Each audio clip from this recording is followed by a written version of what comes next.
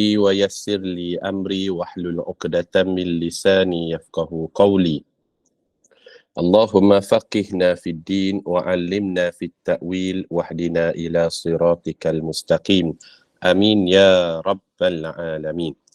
Yang sama-sama kita hormati dan kita muliakan Puan Inun, moderator pada pagi ini, staf kepimpinan SPAK, para penaja, para alim ulama, pemimpin masyarakat, para habaib, muslimin, muslimat, hadirin, hadirat, para pencinta ilmu, mudah-mudahan kita semua termasuk dalam kalangan hamba-hamba Allah yang dimuliakan di sisinya. Amin ya rabbal alamin.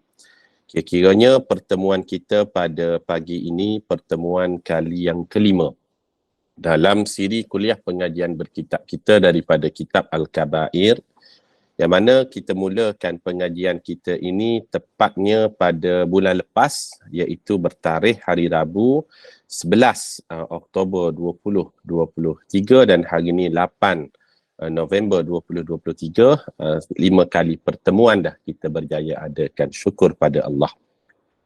Dan pertemuan yang kelima pada pagi ini kita akan bicarakan perbincangan tentang dosa besar yang kelima, iaitu tidak menunaikan zakat ataupun tak bayar zakat. Dia dah cukup syarat, cukup nisab, cukup haul, tapi dia tak nak keluarkan zakat, tak nak bayar zakat, maka ia termasuk daripada dosa yang besar. Dalam kitab kita ni, para jemaah perhatikan, para ataupun pengarang kitab kita ada bawakan ada 3 dalil daripada Quran dan ada 5 dalil daripada hadis Nabi SAW. InsyaAllah kita cuba bacalah satu persatu dan kita lihat huraiannya insyaAllah. Dalil yang pertama muka surat 25 dalam kitab kita bagi jemaah yang ada kitab. Allah Subhanahu wa taala berfirman, A'udzu billahi minasy syaithanir rajim. Wa wailul lil musyrikin alladzina la yu'tuna az-zakata wa hum bil akhirati hum kafirun. Surah Fussilat ayat yang ke-6 dan yang ke-7. Maksudnya, dan ingatlah kecelakaan besarlah bagi golongan musyrikin, iaitu mereka yang tidak menunaikan zakat untuk membersihkan jiwa dan hartanya, dan mereka kufur ingkar pula yang ada padanya hari akhirat. Allah mengancam, salah satu daripada ancamannya adalah mereka diancam dengan kecelakaan yang besar. Sebab apa salah satunya? La yu'tunaz zakah. Mereka tidak mengeluarkan zakat. Para jemaah sekalian, kita buat sikitlah catatan secara ringkas. Zakat ni dibahagikan kepada 2. Yang pertama, zakat fitrah. Yang ni yang selalu kita bayar pada bulan Ramadan tu lah. Harganya tak sama antara negeri. Ada RM7, ada RM5. Bahkan ada negeri ni dia buat 3 kadar yang berbeza. Macam di Selangor dan Kuala Lumpur ni dia ada kadar dia RM7, RM14, RM21. Bergantung kepada beras yang kebiasaannya kita makan lah. Biasanya kalau beras tempatan ni RM7, beras import RM14, kalau beras basmati ataupun lebih daripada tu RM21 lah. Itu dinamakan sebagai zakat fitrah. Maknanya setiap badan yang hidup ni yang cukup syarat dan kemampuan dia wajib mengeluarkan zakat fitrah bagi diri dan tanggungannya. Itu yang pertama. Ada satu lagi zakat, dia sebut sebagai zakat harta. Ini pembahagian yang kedua. Zakat harta ni macam mana Ustaz? Zakat wang simpanan kita yang duduk dalam bank ke ataupun yang kita simpan kat rumah ke, itu disebut sebagai zakat harta wang simpanan. Dan ada satu lagi ia disebut sebagai zakat hulli, barang kemas, ataupun zakat emas. Kalau jemaah, ibu-ibu ada barang kemas, kalau kita di Selangor, kita disebut sebagai dia panggil barang kemas ni siapa yang ada 801 gram dan ke atas, maka dia dikenakan simpanan emas dia. Dia dikenakan simpanan zakat ke atas barang kemas dia. Dia pakai ke tak pakai ke, kalau di Selangor, kalau dia ada 801 gram dan ke atas, maka dia wajib mengeluarkan zakat emas yang dia ada tu sebanyak 2.5% lah. Manakala bagi wang simpanan, berapa banyak Ustaz? Kalau wang simpanan ni, kalau di negeri Selangor, sesiapa yang ada duit simpanan sebanyak RM21,432, RM21,432, wajib dia mengeluarkan sebanyak 2.5% jika simpanannya itu sudah cukup 1 tahun qamariah. Ini kita bagi peringatanlah pada diri saya dan kepada para jamaah sekalian dalam bab mengeluarkan zakat tadi. Ada beberapa tadi kita sebut. Itu dalil yang pertama. Dalil yang kedua, kita tengok lagi. Kita nak uraikan panjang pun tak boleh sangat sebab banyak dalil yang kita nak baca supaya kita melalui kitab-kitab ni berdasarkan dalil-dalil Quran dan hadis. Dalil yang kedua, firman Allah Ta'ala, a'udzubillahi minasyaitanirrajim. Ini ancaman bagi orang yang tak mengeluarkan zakat. Apa ancaman dia? وَالَّذِينَ يَكْنِزُونَ الذَّهَبَ وَالْفِضَّةَ وَلَا يُنْفِقُونَهَا فِي سَبِيلِ اللَّهِ فَبَشِّرْهُمْ بِعَذَابٍ أَلِيمٍ يَوْمَ يُحْمَى عَلَيْهَا فِي نَارِ جَهَنَّمَ فَتُكْوَى بِهَا جِبَاهُهُمْ وَجُنُوبُهُمْ وَظُهُورُهُمْ هَذَا مَا كَنَزْتُمْ لِأَنفُسِكُمْ فَذُوقُوا مَا كُنْتُمْ تَكْنِزُونَ. Maksudnya, dan ingatlah orang-orang yang menyimpan emas dan perak. Siapa yang ada emas, siapa yang ada perak, kalau di Selangor dan di KL, dia syarat dia panggil uruf 801 gram dan ke atas baru kena zakat. Ingatlah orang-orang yang menyimpan emas dan perak serta tidak membelanjakannya pada jalan Allah.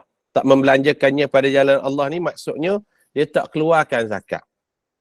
Maka khabarkanlah kepada mereka dengan balasan azab seksa yang tidak terperi sakitnya. Allah sebut, siapa yang tak keluar zakat, bagi tahu pada mereka akan diazab dengan azab yang cukup menyakitkan.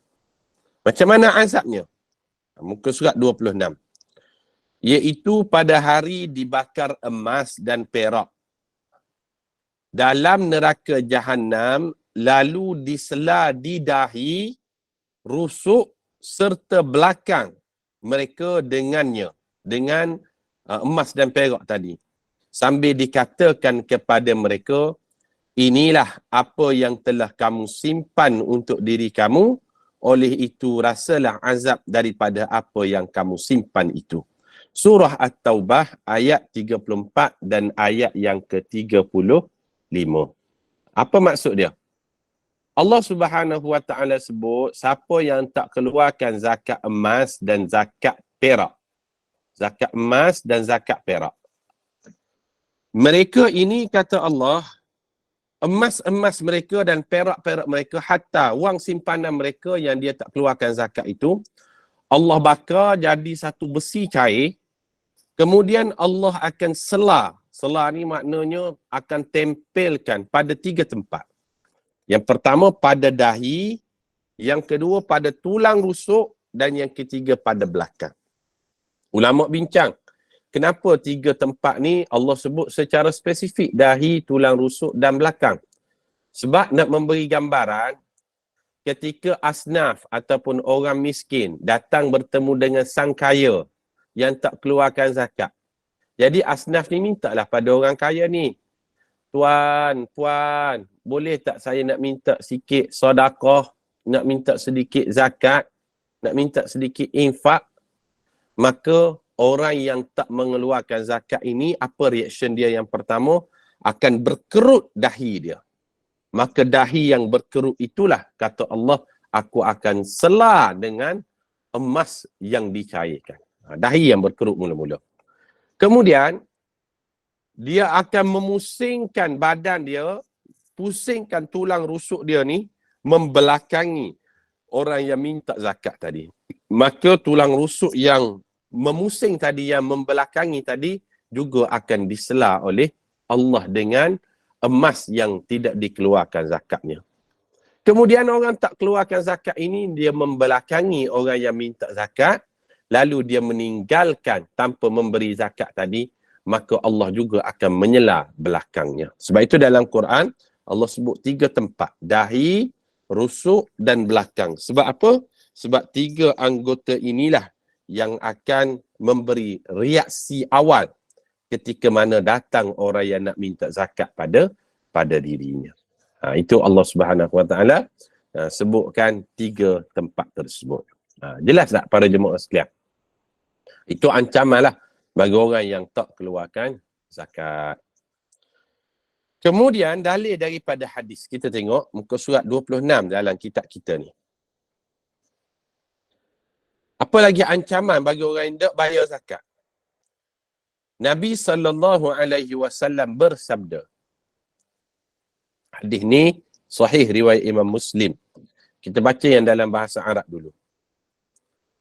Ma min sahibi ibilin wala baqarin wala ghanamin la yuaddi minha zakataha illa butiha laha yawmal qiyamah biqa'in qarqar tantahuhu bikuruniha wa tata'uhu bi akhfafiha kullama nafidat alaihi ukhraha adat alaihi ulaha hatta yuqda bainan nas fi yaumin kana miqdaruhu 50,000 sana thumma yara sabilahu imma ilal jannah wa imma ilan nar wa ma min sahibi kandhin la yuaddi zakatahu illa muthila lahu kanzuhu yawmal qiyamati syuja'an aqra yatba'uhu fatihan fah fa idza atahu farra minhu fayunadih khudh kanzaka alladhi khaba'tah fa ana anhu ghaniy fa idza ra'a alla budda minhu salaka yadahu fi fih fayaqdamuha qadmal fahl. Masya Allah. Hadis ni cukup menarik, memberi ancaman kepada orang yang tak bayar zakat. Hadis riwayat Imam Muslim daripada Jabir bin Abdullah radhiyallahu anhu. Maksudnya, kita tengok maksud dia. Tidak ada seorang pemilik unta, lembu atau kambing yang tak bayar zakat. Dia ada unta yang banyak, lembu yang banyak, kambing yang banyak. Tapi dia tak bayar zakat. Tak keluarkan zakat. Melainkan haiwan itu akan dicampak ke mukanya di satu daratan yang luas dan rata pada hari kiamat. Subhanallah. Orang-orang yang tak bayar zakat, masjid ataupun apa ni, penternak unta, penternak lembu, penternak kambing, cukup haul, cukup nisab, dia tak bayar zakat. Haiwan tadi, Allah akan campak kepada muka pemilik dia. Masya Allah. Kemudian, haiwan itu akan menanduknya dengan tanduk dan memijaknya dengan kaki. Masya Allah. Haiwan tadi, lembu, unta, kambing, akan pijak-pijak. Apa ni orang yang tak bayar zakat tadi. Dan bukan setakat pijak, akan tanduk perut orang yang tak bayar zakat. Rasulullah cerita demikian. Setiap kali haiwan terakhir yang dimilikinya selesai melakukan demikian, Haiwan pertama akan kembali semula dan mengulanginya sehinggalah hukuman sesama manusia dijalankan pada suatu hari yang kadarnya sama seperti 50,000 tahun. Masya Allah. Kalau dia ada 1,000 ekor lembu contohnya. Lembu yang pertama akan pijak orang yang tak bayar zakat. Sehinggalah lembu yang kedua, sehingga lembu yang ke-1,000, diulang balik sehinggalah lembu yang pertama balik. Sampai bila? Sampai selesai. Dirinya dihisap pada hari yang manusia semua akan dihisap. Lamanya pada hari tersebut. Kemudian, dia akan melihat jalannya sama ada ke syurga ataupun ke neraka. Maka selepas itulah, baru Allah tentukan dia ni masuk syurga ataupun masuk neraka. Muka surat 27. Tidak ada seorang pemilik harta yang banyak. Ni pula dia ada duit. Tapi dia tak bayar zakat. Duit dia ada dalam bank, ada dalam bank Islam, ada dalam Maybank, ada dalam CIMB, ada simpan di rumah. Tapi tak bayar zakat. Melainkan hartanya itu akan datang kepadanya dalam bentuk seekor ular yang sangat berbisa yang mengikutinya sambil buka mulut. Subhanallah. Duit-duit dia tu Allah tukar jadi ular. Jadi ular. Banyak mana Allahu alam, tak tahulah. Maka ular itulah akan patuk dia, akan membelik dia. Apabila ular tersebut datang kepadanya, dia melarikan diri. Rasulullah cerita, ular tadi datang kepada dia, dia lari, lalu ular itu menyatakan, ambillah hartamu yang banyak yang telah kamu simpan. Mari ambil ni, harta kamu ni sebenarnya. Sesungguhnya aku tidak memerlukannya. Apabila dia melihat dirinya tidak dapat melarikan diri daripada ular tadi, dia memasukkan tangan ke dalam mulut ular. Ular itu menggigit tangannya menggunakan hujung gigi ibarat kambing jantan yang sedang menggigit makanan. Masya Allah. Rasulullah SAW ceritakan sedetail itu kepada orang yang tidak mengeluarkan zakat. Jadi, saya dan para jemaah sekalian, kalau boleh lepas ni, kita duduk seorang-seorang, kita kira. Adakah duit-duit simpanan kita yang dalam bank ataupun di tangan ni, cukup ataupun tidak nisab dia, dan adakah sudah cukup haulnya. Kalau cukup, tanpa bertangguh lagi, marilah kita mengeluarkan zakat dan sama ada kepada asnaf ke ataupun kepada majlis agama Islam, sama ada di Selangor, di KL ataupun mana-mana negeri, kita bayar zakat tadi. Sebab apa? Ini harta, bukan harta kita dah. Ini harta yang Allah peruntukkan untuk golongan asnaf. Itu dua dalil yang telah kita bacakan dari Quran dan satu dalil kita telah bacakan dari hadis. Muka surat 27. Kita tengok sikit lagi. Abu Bakar As-Siddiq telah memerangi orang yang tidak mahu menunaikan zakat dan berkata, Abu Bakar dulu dia lawan orang yang tak bayar zakat ni. Apa kata Abu Bakar? Wallahi, law mana'uni anaqan kanu yu'addunaha ila Rasulillah sallallahu alaihi wasallam laqataltuhum ala man'iha. Demi Allah, jika mereka menghalangku daripada mengambil zakat, walaupun daripada anak kambing kecil yang dahulunya mereka berikannya kepada Rasulullah sallallahu alaihi wasallam, maka pasti aku akan perangi mereka kerana keengganan tersebut. Pada zaman Abu Bakar ni, orang-orang kaya, dia bukan setakat tak nak bayar zakat. Bila Rasulullah wafat, dia mengatakan zakat tu tak wajib. Begitu pula. Dia kata wajib zakat ni pada zaman Nabi je. Rasulullah wafat, zakat jadi tak wajib dah. Dia kedekut nak keluarkan zakat dia. Maka ketika itulah Abu Bakar As-Siddiq yang menggantikan Rasulullah sallallahu alaihi wasallam sebagai khalifah memerangi orang yang tidak bayar zakat. Sehingga sampai siapa-siapa yang mengatakan zakat tak wajib, maka seperti darahnya itu boleh ditumpahkan. Sampai tahap tu. Sebab apa? Semua pakat tak nak keluarkan zakat lagi. Sebab Rasulullah sallallahu alaihi wasallam sudah wafat. Itu dalil yang kedua daripada hadis. Kemudian dalil daripada Quran. A'udzubillahi minasyaitonirrajim. ولا يحسبن الذين يبخلون بما آتاهم الله من فضله هو خيرا لهم بل هو شر لهم سيطوقون ما بخلوا به يوم القيامة ولله ميراث السماوات والأرض والله بما تعملون خبير. Maksudnya, jangan sekali-kali orang yang bakhil dengan harta benda yang telah dikurniakan Allah kepada mereka melalui kemurahannya menyangka bahawa keadaan bakhil itu baik bagi mereka.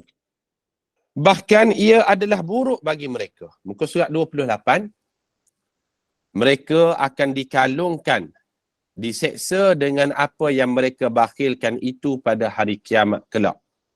Bagi Allah jualah hak milik segala warisan isi langit dan bumi, dan Allah Maha mengetahui dengan mendalam akan segala yang kamu kerjakan. Surah Ali Imran ayat 180. Allah sebut, orang-orang yang tak bayar zakat ni, dia rasakan kalau dia tak keluarkan zakat, itu baik bagi mereka. Dia kata sebab apa? Kan duit saya tak berkurang, saya kalau tak keluarkan zakat, banyaklah duit saya, banyaklah harta saya. Dia sebut begitu. Maka Allah katakan, bal huwa syarrul lahum. Yang awak sangkakan baik, tidak mengeluarkan zakat tadi, huwa syarrul lahum. Sebenarnya ia sangat buruk bagi awak. Sebab apa? Sayutawwaquna ma bakhilu bihi yaumal qiyamah. Kerana kata Allah, awak akan dibelit dengan harta-harta awak yang awak bakhilkan itu pada hari kiamat kelak. Maknanya, dibelit ni, harta tadi akan ditukar menjadi ular, ular itu akan membelit tuannya yang tidak mengeluarkan zakat. Dan Allah sebut, walillahi mirasus samawati wal ard. Dan Allah lah yang menjadi pemilik apa yang ada di langit dan apa yang ada di bumi. Jangan kedekut keluarkan zakat. Sebab apa? Kerana pemiliknya adalah Allah. Allah akan gantikan dengan yang lebih banyak dengan asbab kita mengeluarkan zakat. Tak banyak je kadar dia. Dia kalau kita buat kiraan lebih kurang 1/40. 1/40 ni macam mana Ustaz? Kalau duit simpanan kita ada RM40,000, ada RM40,000, maka 1/40 tu 1,000 kita keluarkan sebagai zakat, 39,000 lagi masih milik kita. Dia sebut 1/40. 1/40 ni ada 40,000, 1,000 bayar zakat, 39,000 untuk kita. Boleh tutup mic Wan Salwa. Okay. Alright. Kemudian dalil daripada hadis. Ada 3 lagi hadis kita nak baca. Diriwayatkan daripada Nabi SAW tentang orang yang enggan menunaikan zakat. Ini Rasulullah SAW bagi tahu tentang orang yang tak bayar zakat. Apa ancaman dia? Maknanya dosa besar sungguh orang yang tak bayar zakat ni. Sebab dia punya ancaman tu cukup dahsyat. Rasulullah SAW bersabda, man mana'aha fa inna akhiduha wa syatra malihi azmatan min azamati rabbina. Maksudnya, sesiapa yang enggan menunaikan zakat, mana-mana orang tak bayar zakat, maka kami akan mengambilnya kadar zakat itu serta separuh hartanya sebagai suatu kewajipan daripada segala kewajipan yang ditetapkan oleh Tuhan kami. Masya Allah. Apa maksud hadis ni? Maksud hadis ni, mana-mana orang yang tak bayar zakat, yang wajib, wajib bagi Allah. Allah akan sempitkan rezeki dia. Kalau dia nampak rezeki luas pun, dia sudah hilang barakah daripada rezekinya tadi. Dia tak bayar zakat. Zakat tu wajib. Jadi wajib juga bagi Allah akan menghilangkan daripada hartanya tadi, sama ada menghilangkan dari sudut kuantitinya ataupun Allah menghilangkan dari sudut yang dinamakan dengan barakah rezeki tersebut. Tidak ada barakah lagi. Sebab apa tidak ada barakah? Dia tidak menunaikan apa yang diperintahkan oleh Allah Subhanahu wa taala. Masya-Allah. Ada orang kalau kita minta dia solat, no problem. Minta dia puasa, no problem. Buat umrah, qiyamul lail, no problem. Tapi dalam bab harta, ini payah sikit. Kalau kita minta bayar zakat, kita minta sedekah, minta infak, walaupun dia orang kaya, ada orang timbul perasaan kedekut ataupun bakhil.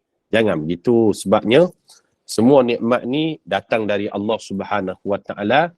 Macam-macam nikmat dah Allah Taala bagi, janganlah kedekut dengan Allah Subhanahu wa taala. Ini bagi orang yang kaya lah. Bagi orang yang tidak cukup nisab, tidak cukup haul, tak menjadi masalah. Ni cukup haul, cukup nisab, tak nak keluarkan zakat, jangan.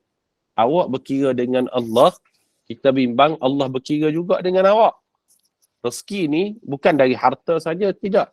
Tetapi rezeki ni dari sudut kesihatan, hati yang lapang, tidak ada masalah, keluarga yang baik, anak-anak yang sihat, itu juga adalah bahagian rezeki. Maka dalam hadis ni Rasulullah sebut, siapa yang tak keluarkan zakat yang wajib, wajib jugalah bagi Allah akan menghilangkan harta dia, sama ada dari sudut hartanya kuantiti ataupun hartanya dari sudut barakah harta tersebut. Itu dalil yang seterusnya. Dalil yang lain, muka surat 28 lagi. Diriwayatkan daripada Yahya bin Abu Kathir. Beliau berkata, Amir Al-Uqaili menceritakan kepadaku bahawa bapanya memberitahu.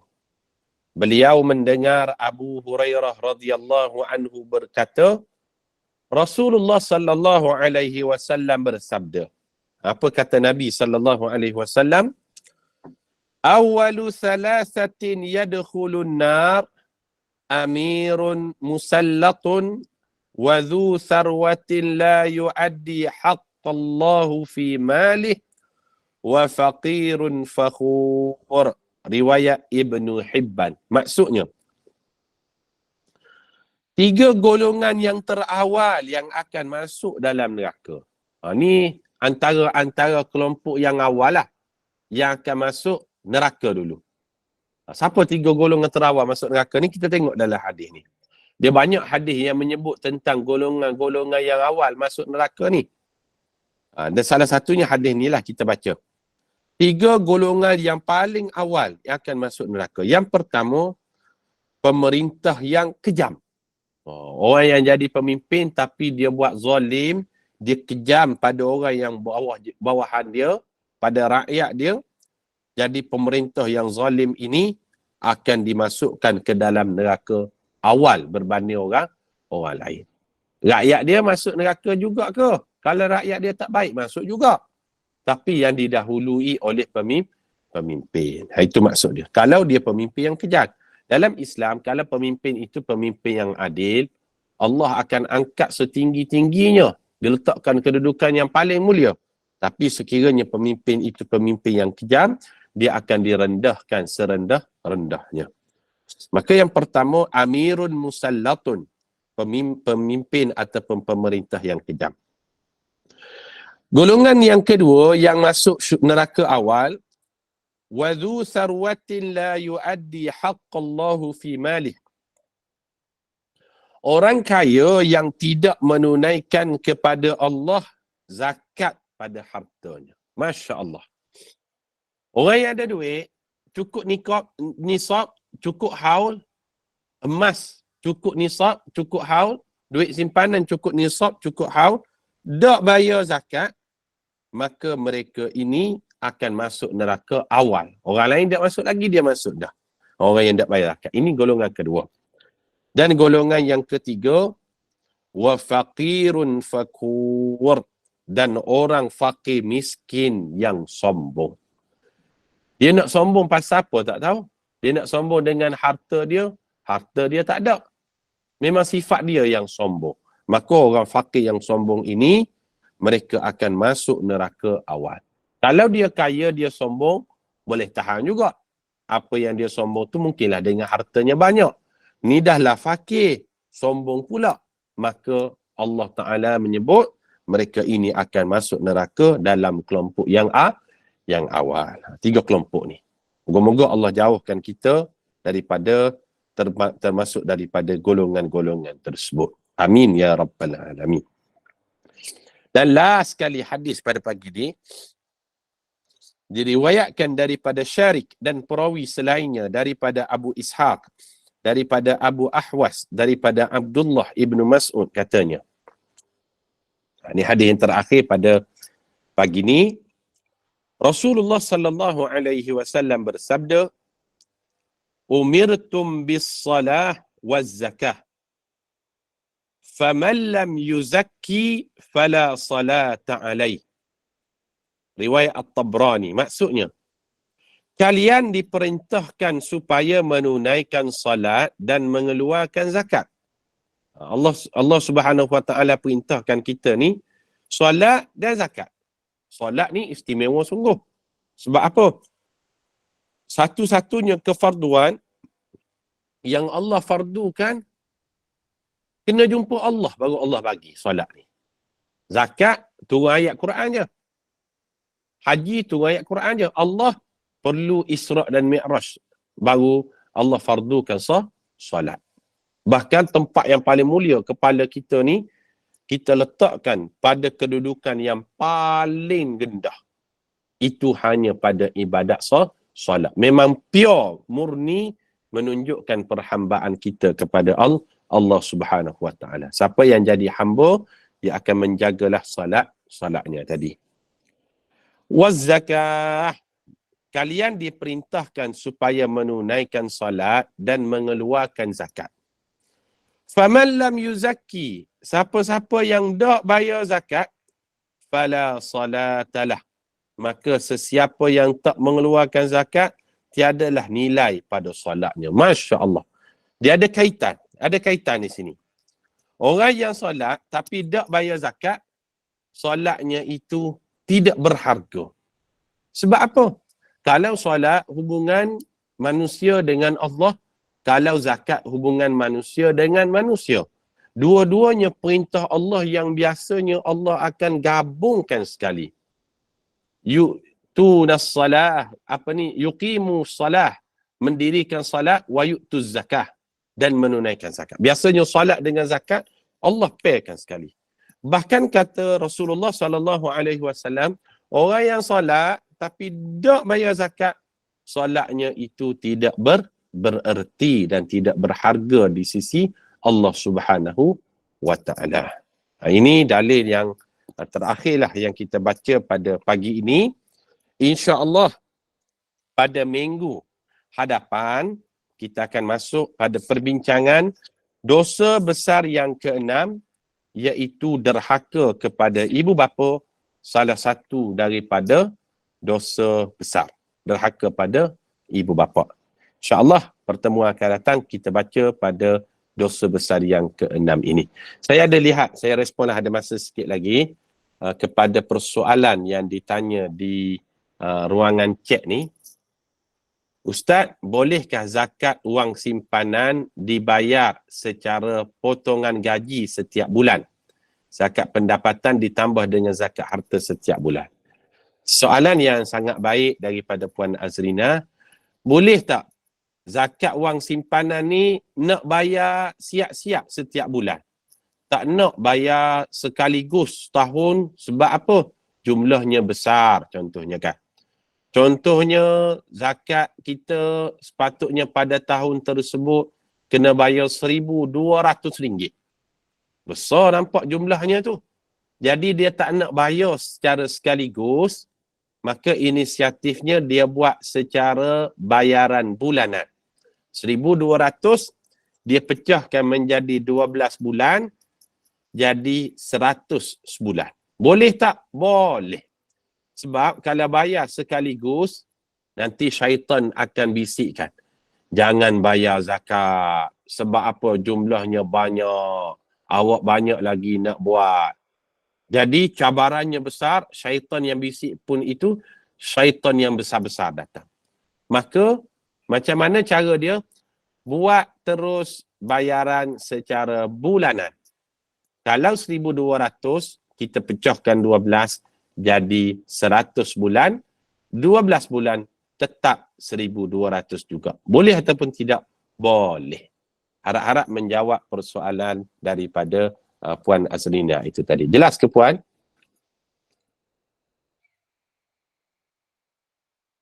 Kemudian, Alhamdulillah, wang simpanan yang dikumpul menunaikan haji di tabung haji perlu dikeluarkan zakatkah? Mana-mana wang simpanan yang disimpan di tabung haji, Akta Tabung Haji telah menjelaskan bahawa zakat bagi penyimpan sudah dibayar siap-siap oleh tabung haji. Maka para jemaah yang ada duit simpanan di tabung haji tidak lagi perlu mengeluarkan zakat kerana Akta Tabung Haji telah menyebut secara jelas zakat pendeposit sudah dibayar oleh pihak tabung haji. Ini istimewanya. Orang yang simpan duit di tabung haji, zakatnya terus dibersihkan oleh tabung haji. Wallahualam. Soalan daripada Puan Hayati Ibrahim, Ustaz, untuk zakat wang EPF, adakah perlu dibayar apabila diterima ataupun kena tunggu cukup haul? Wang zakat EPF digalakkan untuk dibayar secara sekali gus ketika keluarkan zakat. Bukan diwajibkan, digalakkan. Ini disebut di dalam fatwa. Digalakkan saja. Sebab apa? Dia tak cukup haul lagi. Pemilikan kita pada umur 55. Maka bila kita dapat keluarkan duit daripada umur 55 tadi, maka tak cukup 1 tahun lagi. Maka digalakkan. Kalau kita nak keluarkan, boleh digalakkan. Tapi tidak diwajibkan. Yang wajibnya bila? Kena tunggu cukup haul pada tahun seterusnya, pada umur 56, barulah hukumnya menjadi wajib. Jelas tak Puan Hayati? Ini disebut di dalam fatwa lah. Kalau duit zakat EPF, kalau mula-mula dapat duit tu, digalakkan. Tak wajib. Siapa nak keluar boleh. Tapi, adakah wajib? Tidak. Yang wajibnya, bila sudah cukup 1 tahun Qamariah. Jelas Puan? Alhamdulillah. Soalan seterusnya, Ustaz. Zakat harta, contohnya rumah dan lain-lain. Sekiranya harta-harta masih dalam hutang dan setelah dibayar bulanan, perlu ke dizakat? Dan boleh ke niat sesuatu zakat diberikan dengan niat tanpa dilafazkan kepada orang yang diberi? Nombor 1 sekali, zakat harta yang dikenakan zakat ini, rumah tidak termasuk daripada zakat harta. Rumah tak ada. Kalau duit sewaan rumah, itu kena zakat wang simpanan. Kalau duit sewaan. Kalau kita ada rumah ni tak kena zakat. Yang kena zakatnya duit, emas, perak, padi, lembu, kerbau, kambing. Rumah tidak termasuk. Maka sekiranya ada harta kita, duit simpanan kita, contohnya kita buat loan lah, kita buat financing kan, RM100,000 kita buat dengan bank. RM100,000 ni kita simpan selama 1 tahun. Dan kita kena bayar kepada bank bulan-bulan. Adakah kita wajib keluarkan zakat? Duit yang kita simpan tadi wajib. Hutang secara bulanan tu dikira sebagai satu perkara yang mesti kita keluarkan, komitmen kita dengan bank yang dikenakan zakat tadi berdasarkan duit simpanan kita. Maka pada perkara yang ada hutang dan sudah cukup nisab dan haul, maka wajib juga kita keluarkan zakat. Adakah perlu niat? Sesuatu zakat diberikan dengan niat tanpa dilafazkan? Hanya cukup dengan niat, tidak perlu kita lafazkan kepada penerima. Tak perlu kita jumpa penerima. Wahai penerima, ini duit zakat saya sekian, sekian, sekian. Tak perlu. Cukup kita dengan Allah Subhanahu wa Ta'ala sahaja. Kalau nak bagi tahu juga, boleh. Tak menjadi masalah. Wallahu a'lam. Wallahu a'lam, moga-moga pencerahan kita pada pagi ini bermanfaat. Saya rasa pukul 8 suku dah. Nanti ada Dr. Faisal bersama dengan kita nanti. Saya serahkan kepada Puan Ainun, dipersilakan. Terima kasih Ustaz atas jawapan yang diberi dan terima kasih kepada soalan yang diberi. Alhamdulillah, jazakallah khair kepada Ustaz Wan Halim ya atas kesudahan berkongsi ilmu pada pagi ini mengenai dosa besar yang kelima, iaitu tidak menunaikan zakat ini. Dan jelaslah di sini bahawa hanya Allah SWT sahaja yang memiliki apa yang diwarisi oleh makhluknya di langit dan di bumi ini. Oleh itu, mengapakah mereka-mereka itu masih bakhil apabila memilikinya dan tidak mahu membelanjakan ke jalan Allah SWT. Dan semoga Allah SWT memberikan kita kefahaman dalam memahami agama. Dan demikianlah antara pembincangan itu tadi dan semoga ia memberikan manfaat buat kita. Dan Ustaz kita akhiri dulu, tutup dulu dengan majlis ini dengan tasbih kafarah dan surah Al-Asr. Silakan Ustaz. Bismillahirrahmanirrahim. Subhanakallahumma wa bihamdika nashhadu an la ilaha illa anta nastaghfiruka wa natubu ilaik. Bismillahirrahmanirrahim. Wal 'asr innal insana lafi khusr illa alladhina amanu wa 'amilus solihat wa tawassaw bil haqqi wa tawassaw bis sabr.